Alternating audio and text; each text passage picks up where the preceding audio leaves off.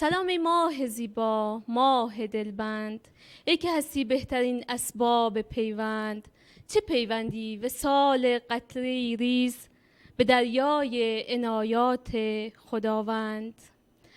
زیباترین سلام ها در سبدی از جنس مهربانی تقدیم نگاه های گرم شما بینندگان و همراهان همیشگی پایگاه اطلاع رسانی میارجل.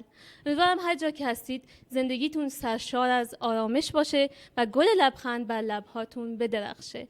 امروز میخوام شما رو با یه دختر خلاق، هنرمند و پرتلاش آشنا کنم. ممنون که تا پایان همراه ما هستید.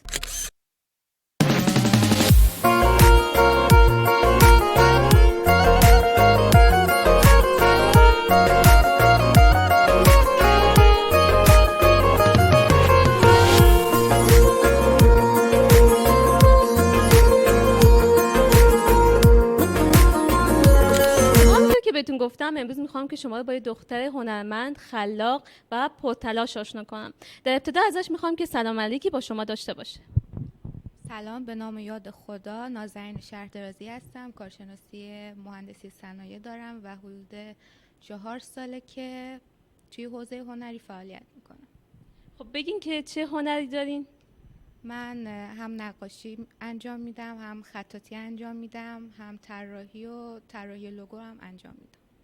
خب من کارهای نازنین جان رو تو فضای مجازی دیدم و خیلی جذبش شدم و واقعا خوشم اومد.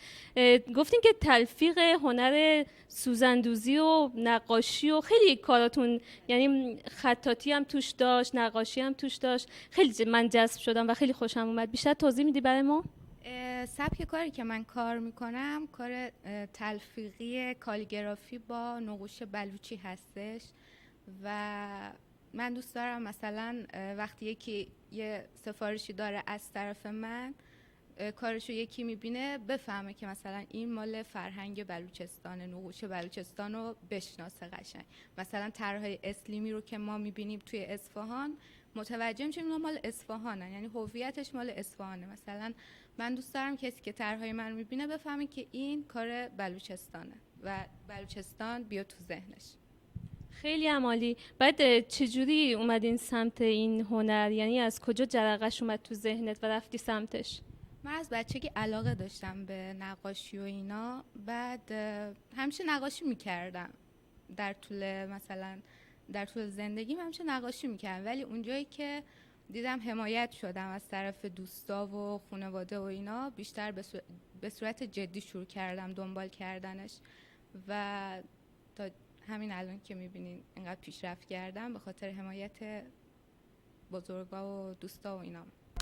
خب الگوی شما کی بوده؟ از چه طریقی یاد گرفتین این هنر؟ خودآموز یا نه رفتین کلاسی جایی شرکت کرد؟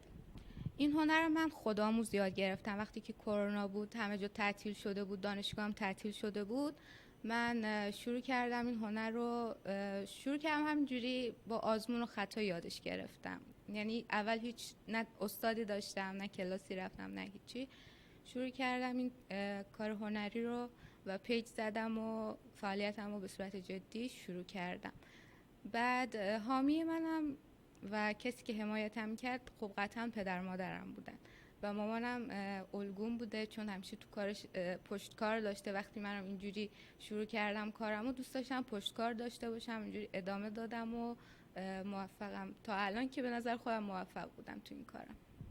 پس کسایی هم بودن که کرونا براشون یه منفعتی داشته، یعنی وقتی بیکار بودن تو خونه نشسته بودن، یعنی ننشستن افسرده بشن و بیکار بشینن، یه چیزی یاد گرفتن. و نازنین جان از اون دست آدماییه که بیکار ننشسته و یه هنری تو کرونا یاد گرفت. پس کرونا برای شما یه جورایی برای من مفید بود کرونا، چون نشستم کار هنری یاد گرفتم، فروش داشتم. بعد الان هم دوست دارم یه سری آدما رو بیارم جذب کارم کنم و فعالیتم رو گسترش بدم. خب میتونیم بگیم که نازنین جان یه جوان کارآفرین و موفق هست. نازنین جان در مورد سبک کارت هم میتونی به ما بگی چه سبکی کار میکنی؟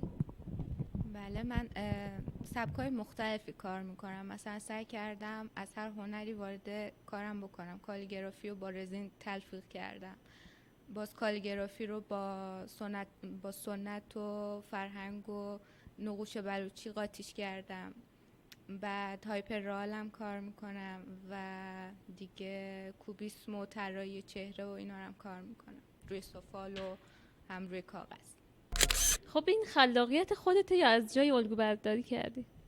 این من سعی کردم که هم از کار دیگه، از کارهای بقیه هم استفاده کنم، هم خلاقیت خودم رو نشون بدم تو این کارم. و احساس میکنم از وقتی که شروع کردم کارمو روز به روز پیشرفته تر میشن کارامو و خلاقیتم بیشتر میشه تو استفاده از هنرم. خب شما به عنوان یه هنرمند که با رنگ ها سر و کار داری، خدا رو چه رنگی میبینی؟ خدا رنگارنگه به نظر من. خیلی توصیف قشنگی، خدا رنگارنگه. من همیشه خدا رو سفید میدیدم ولی این توصیف شما برای من خیلی جالب بود، خدا رنگارنگه. خب اگه بخوای یه حرف، یه توصیه، یه پیشنهاد به دختران و زنان بلوچ به زبان بلوچی داشته باشی چی میگی؟ توصیه کنم که جنینان و بانوکان بلوچ درگیر محدودیت ها مبن برای استقلال مالی و چی که بگوشن کار نیست و شا و از کوچکترین فرصت ها استفاده کنه، تمام دواری که هسته برایش ایجاد شغل بکنه و پیشرفت بکنه و هنرش به بقیه نشان بده.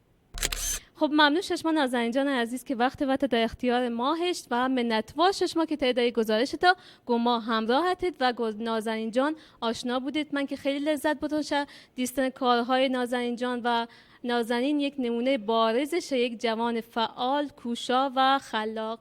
خدا یار و نگهدار شما.